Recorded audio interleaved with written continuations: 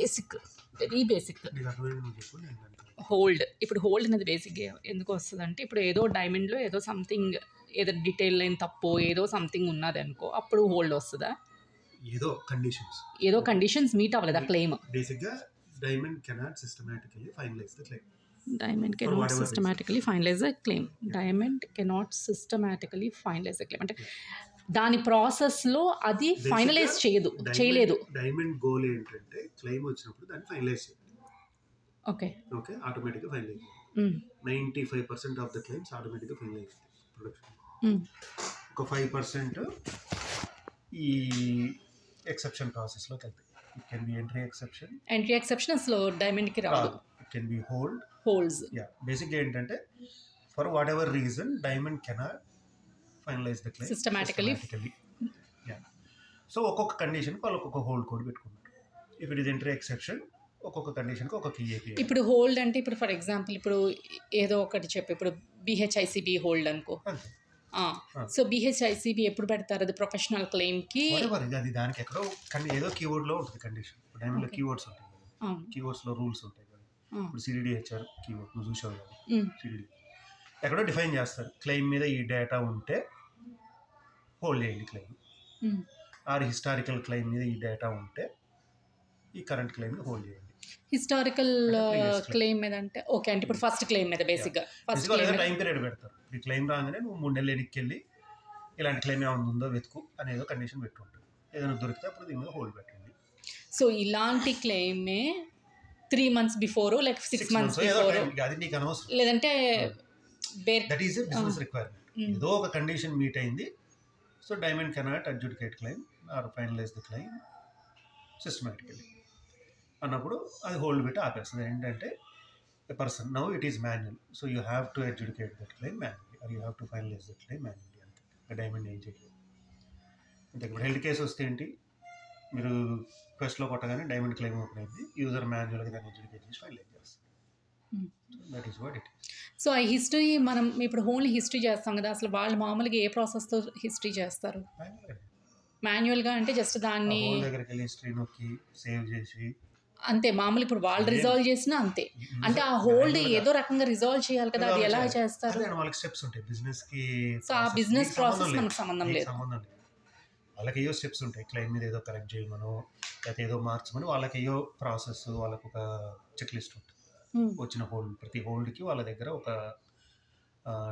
Defined steps ఉంటాయి, ఎలా దాన్ని రిజాల్వ్ చేయాలి అదంతా. వాళ్ళ అందుకని ఆ క్యూస్కి వెళ్తాయి. పర్టికులర్ క్యూకి వెళ్తే ఆ క్యూకి సర్టన్ యూజర్స్ వాళ్ళ పని రోజు పొద్దు నుంచి ఆ క్యూలో ఏమున్నాయో చూసి ఒక్కొక్క హోల్డ్కి ఒక్కొక్క క్యూ ఉంటుంది లాంగ్వేజ్. సో దానికి ట్రైన్డ్ యూజర్స్ ఉంటారు. సో బేసిక్గా ఏదో సమ్ డేటా మీట్ అయితే ఆ క్యూకి వెళ్తుంది. ఈ క్యూకి వస్తే వాళ్ళకి స్టెప్స్ ఉంటాయి ఇది చేయమని. సో అందుకే ప్రతి క్యూకి ఒక సెట్ ఆఫ్ యూజర్స్ ఉంటారు. వాళ్ళు ఓన్లీ ఆ క్యూలోనే వర్క్ చేయగలుగుతారు, వేరే క్యూలోనే కేసెస్ వర్క్ చేయరు, వాళ్ళకి తెలియదు. ప్రతి క్యూకి వాళ్ళకి స్టెప్స్ ఉంటాయి. ఆ డాక్యుమెంట్ ఓపెన్ చేసి దాంట్లో ఏముందో అలా రిజాల్వ్ చేస్తారు క్లెయిమ్. అంతే, వాళ్ళ పని అదే. మాన్యువల్గా చేస్తారు. దాంట్లో ఆటోమేషన్ ఐడెంటిఫై చేస్తాం. ఓకే, వాళ్ళు ఏమన్నా సేమ్ చేస్తున్నారా అనేది చూసి దాన్ని ఆటోమేట్ చేస్తాం. BPA అంటే. సో ఇప్పుడు BPA ప్రాసెస్ ఒకసారి చెప్పు, అంటే ఎట్లా జరుగుతుంది? అంటే ఏదో హోల్డ్ వస్తే ట్రిగ్గర్ అవుతుంది BPA ప్రాసెస్ చేసేది సిస్టమ్ చేస్తుంది. అది ఓకే. కాకపోతే ఇంకా జస్ట్ నువ్వు ఇందాక చెప్పావు కదా, నువ్వు ఏదో జస్ట్ ఏదో సెకండ్ క్లెయిమో ఏదో కానీ ఏదో అట్లా ఏదో ఒక హోల్డ్ వస్తే కొన్ని హోల్డ్స్ మాత్రమే BPA జాబ్ ట్రిగ్గర్ అవుతుంది. సో అది ఎప్పుడు ట్రిగ్గర్ అవుతుంది అనేది రూలా? అంటే ఈ క్లెయిమ్కి ఇలా వస్తే ఇప్పుడు మీకు ఆ స్ప్రెడ్షీట్ చిన్న వాటర్ బాటిల్ పెట్టుకో అది. సో ఈ కండిషన్స్ ప్రకారం చూసుకుంటే వెళ్తుంది. వాటర్ బాటిల్ రెడీయా? సో ఫర్ ఎగ్జాంపుల్ ఇప్పుడు exclude institutional type 70 okay, COB exclude, ఇవన్నీ చెక్ చేసి ఇంక్లూడ్ నో నెట్ ప్రొవైడర్స్ అంటే క్లెయిమ్ మీద ఇవన్నీ కండిషన్స్ అన్ని రూల్స్ అన్ని క్లెయిమ్ మీద అది చెక్ చేసుకుంటారు. ఇది వస్తే డీటెయిల్ యాక్షన్ అంటే ఏంటిది? డీటెయిల్ యాక్షన్ అంటే క్లెయిమ్ డీటెయిల్ లైన్ మీద యాక్షన్, హెడర్ యాక్షన్ అంటే హెడర్ మీద, డీటెయిల్ అంటే డీటెయిల్.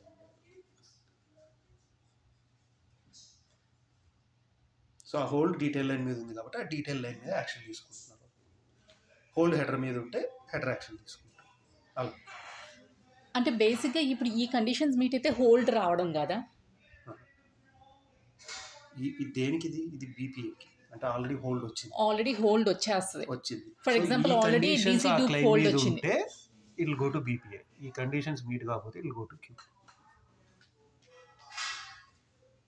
ఈ కండిషన్స్ మీట్ అయ్యి ఆ హోల్డ్ వస్తేనే ఇట్ విల్ గో టు కదా. మీకు ఈ హోల్డ్ ఉండాలి, డీసీ డూప్ హోల్డ్ ఉండాలి, ఇవన్నీ మీట్ అవ్వాలి, అయితేనే BPA eligible. Okay, for example ఇప్పుడు క్లెయిమ్ ఈ కండిషన్స్ ఇప్పుడు ఈ ట్రిగ్గర్ రూల్స్ ఈ కండిషన్స్ మీట్ అయ్యేటట్టు వేస్తే అప్పుడు డీసీ డూప్ హోల్డ్ వస్తుంది. డీసీ డూప్ హోల్డ్ ఆల్రెడీ ఉంది క్లెయిమ్ మీద. డైమండ్ అప్లై చేసేది హోల్డ్, ఫస్ట్ అప్లై చేయదు హోల్డ్ అప్లై చేసేది diamond. So diamond already DC dupe apply చేసింది.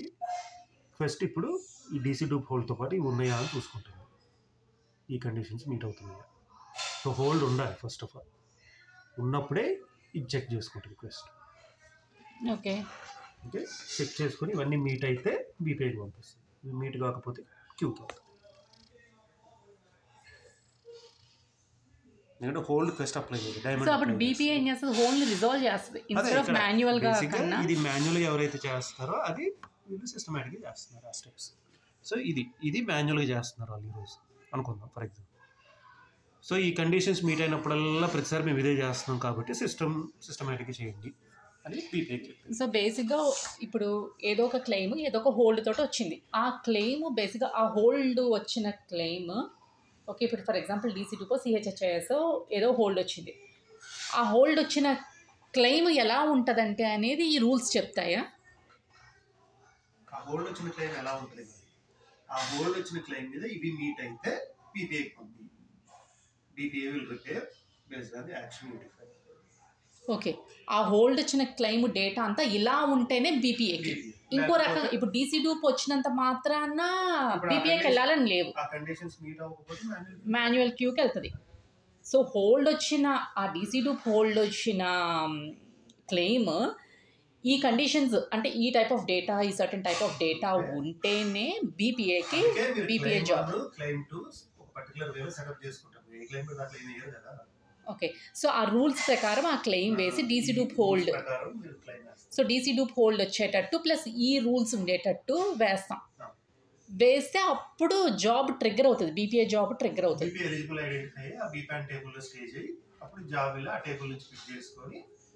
అప్పుడు స్టేజ్ అవుతుంది బీపాన్ టేబుల్కి. ఓకే, క్యూఎస్ఐన్ అవ్వదు. ఓకే, రిపేర్ అయిన తర్వాత అప్పుడు రిలీజ్ అయ్యి ఏదో కేసు క్లోజ్ అవుతుంది లేదా కేసు క్లోజే అవుతుంది మ్యాక్సిమం.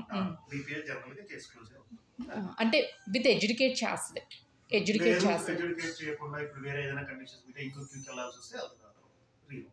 ఓకే, ఫండమెంటల్గా బీపీఏ అంటే సో వాళ్ళు అన్ని ఆ స్ప్రెడ్ షీట్లో ఉన్న అన్ని ఆపర్చునిటీస్ ఐడెంటిఫై చేశారు ఈచ్ హోల్డ్కి, డీసీ డూప్ హోల్డ్. సో ఇప్పుడు ఇదేంటిది డీటెయిల్ యాక్షన్ హెడర్ యాక్షన్ ఏంటి? అదే నువ్వు దాని మీద కన్ఫ్యూజ్ అవుతుంది. డీటెయిల్ అంటే క్లెయిమ్ డీటెయిల్, హెడర్ అంటే క్లెయిమ్ హెడర్.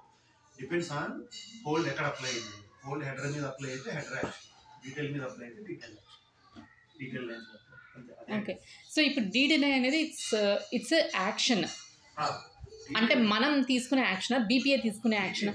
బీపీఏ తీసుకునే అంటే ఇప్పుడు బేసిక్గా ఆల్రెడీ క్లెయిమ్ స్టేటస్ మీద డి అనేది ఉంటే సో ఇప్పుడు జనరల్గా ఆలోచించు, క్లెయిమ్ వచ్చింది ఓకే, ఏదో కండిషన్స్ మీరు ఒకటి డినై చేయొచ్చు, డినై అయితే మనం పే చేయాలి అంతే.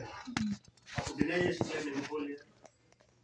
యూజర్ యాక్షన్ అనవసరం, ఎందుకంటే యూజర్ యాక్షన్ ఇప్పుడు తీసుకోవాలి, ఆ క్లెయిమ్ పే చేస్తే యూజర్ వెళ్ళి ఓకే ఈ హోల్డ్ రిజాల్వ్ చేసి అలా అనేది అని. నేను ఎట్లాగో డినై చేసేటప్పుడు నేను ఎందుకు హోల్డ్ మీద యాక్షన్ తీసుకోవాలి? సో ఇప్పుడు ఆ హోల్డ్ వల్ల ఒక క్యూకి వెళ్ళి అక్కడ వాళ్ళకి టైం వేస్ట్ కాబట్టి సో ఇక్కడే ఐడెంటిఫై చేసి ఏం చేస్తారు, ఓపెన్ డినై అయిందా హోల్డ్ హిస్టరీ మార్క్ చేసి పంపించేస్తారు, ఏం చేయాలి. ఓకే, అందుకు అది ఆటోమేట్ చేశారు. ఓకే, సో దీన్ని డీడినై యాక్షన్ అంటే బీపీఏ భాషలో డీడినై యాక్షన్ అంటారు. పెట్టుకున్న వాళ్ళకి అందుకే డోంట్ ఓకే, డీటెయిల్ డినై అంటే డీటెయిల్ లైన్ డినై అయ్యి ఉంటే అన్నది.